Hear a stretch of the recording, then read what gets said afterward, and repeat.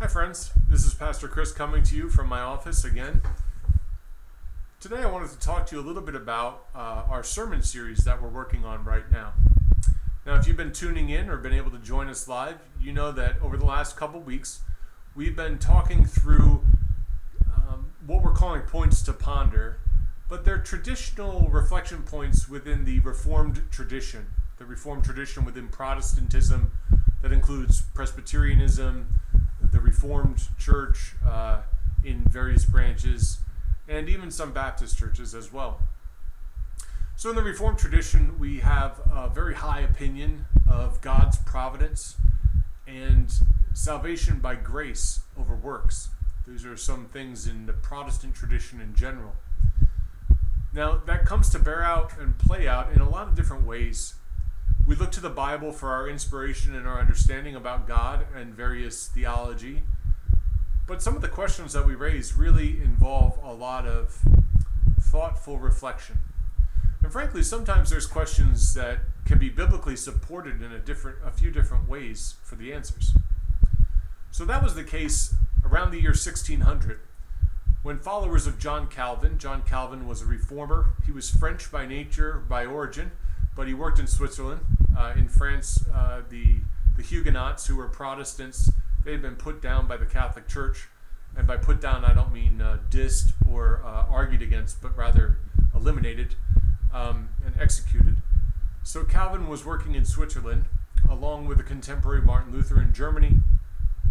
There were a number of reformers all at the same time, a man named Heydrich Zwingli as well. And they all came up with a lot of similar ideas to try and change the church, to try and move the church into a new era, let's say. And ultimately it led to a split in the what we call the Roman Catholic Church today and the Protestant Church in general. Now, there's various branches of both of those, but that's kind of an overview. Calvin was active and working in the mid-1500s, and about 50 years later, after about a generation or two, his ideas had really taken hold, especially in the Netherlands. Now, at the time, the Netherlands had been very Catholic, but due to a Spanish king who was in control of the Netherlands, trying to exert political and religious influence, the Netherlands kind of rebelled, and they became Protestant, and not only Protestant, but very Calvinist in their thinking. And so we have this area that's extremely Protestant at the time, although still some Catholics, they tend to be underground. And around the year 1600 or so, there arises some disputes in what good Calvinists should be thinking.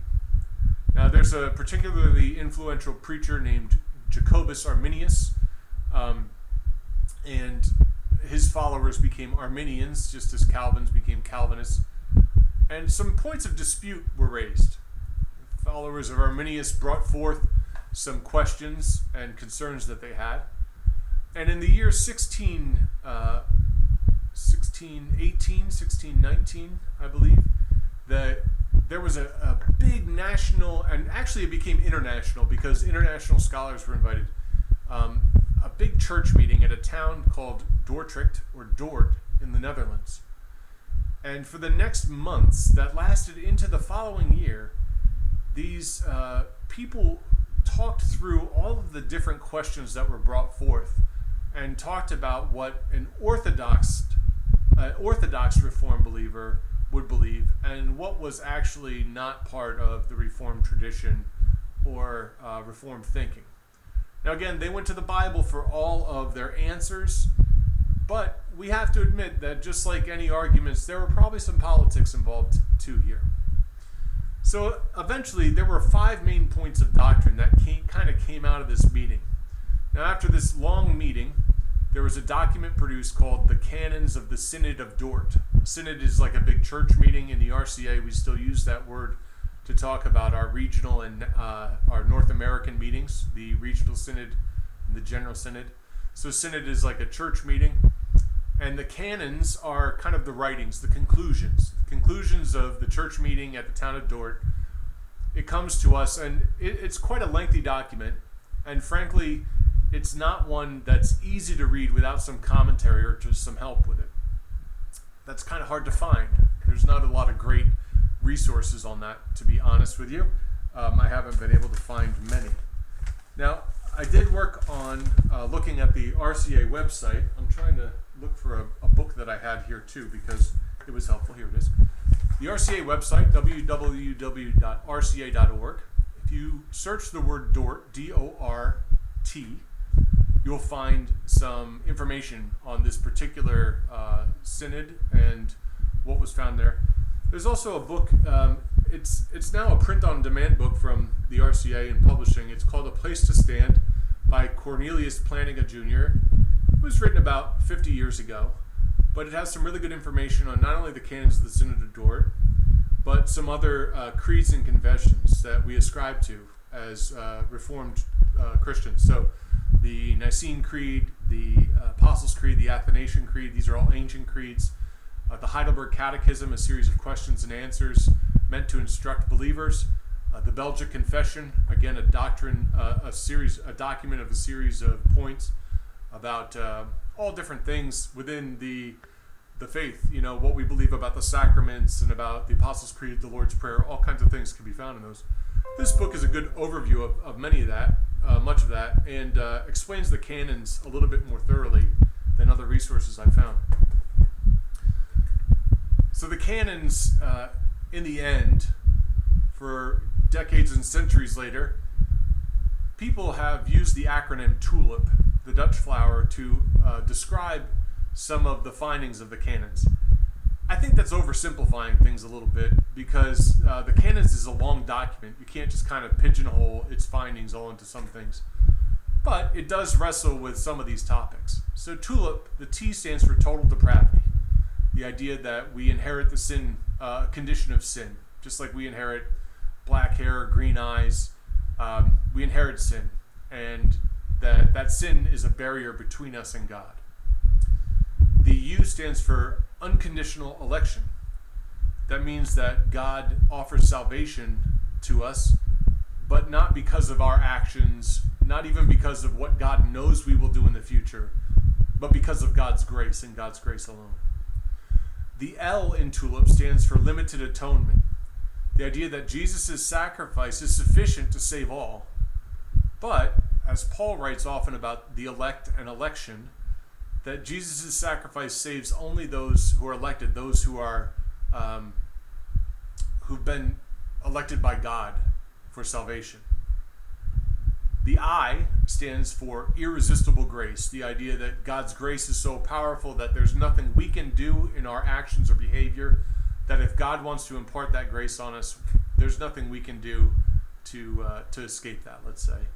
And the P stands for perseverance of the saints, the idea that once saved, you're saved, that you can't backslide into not a condition of not having salvation.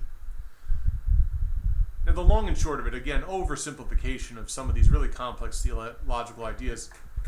The long and short of it is that we talk about God being in control of our lives, that we certainly have a part to play, that we can participate in God's grace here and now, and that there's wonderful blessings in responding to God's call in our lives and in our world. But ultimately, God's salvation is up to God, and it's by God's grace that we are saved, not by our works. These are some foundational concepts in Protestant thinking, and they play out almost in each of these five aspects of TULIP. So these are real complex kind of ideas, and ones that, frankly, even those of us who've been in the Reformed tradition our whole lives, even those of us who are theologically educated, not everybody agrees about all of these points. Going back, again, as I said, because there's biblical foundation for different ideas and understandings. And so they kind of are held in tension. That becomes difficult when we want clear answers. When it all comes down to it, it's wonderful to study the Bible, it's wonderful to reflect on our faith, but there's some mysteries that we're not going to be able to control or truly understand until God reveals them in life to come. And so I know that's not always a satisfying answer, but I think it's important to remember that as we engage with these theological concepts, that people have been struggling with these things for thousands of years now. And it's not likely that we're going to come up with the final points, the final understandings and all of it. But that doesn't mean we should continue to try, continue to engage, continue to enrich our own faith, and in our discussion with others, continue to learn from one another and to teach one another too. So you can find more information about these points and some of the Bible studies we're doing over the last 2 weeks and the weeks to come. They'll have to do with scriptural foundations for these ideas. And again, if you want more information on the Canons of the Synod of Dort and how they kind of connect with our faith in the Reformed tradition today, I encourage you to search Dort, D-O-R-T, on the rca.org website, or find a copy of A Place to Stand by Cornelius Plantinga Jr. Again, this is a book to read, and it has questions at the end. It's not a quiz book, but it will help you understand a lot of the foundational documents, creeds, and confessions of the Reformed tradition. If you have any questions, feel free to contact Pastor Marcy or me. We'd love to talk about these kind of things, especially as we reflect on the Bible together. We love to think about how we read the Bible and how we understand what it has to say and how it applies to our lives still today, even after 2,000 years, this wonderful living document that God has blessed us with in God's Word. So we look forward to seeing you again soon. I hope you can join us for a Bible study either by watching the recording or by joining us live on Wednesdays at 10 a.m. And I hope you are able to join us for worship, either outdoors or soon inside on November 1st. And of course, online every week. You can catch us on our YouTube channel, and you can watch our worship service whenever you're available, even not on a Sunday morning. Friends, take care. I look forward to talking with you all soon, and I look forward to any thoughts or questions you might have. Please don't hesitate to share them. Take care, and God bless you.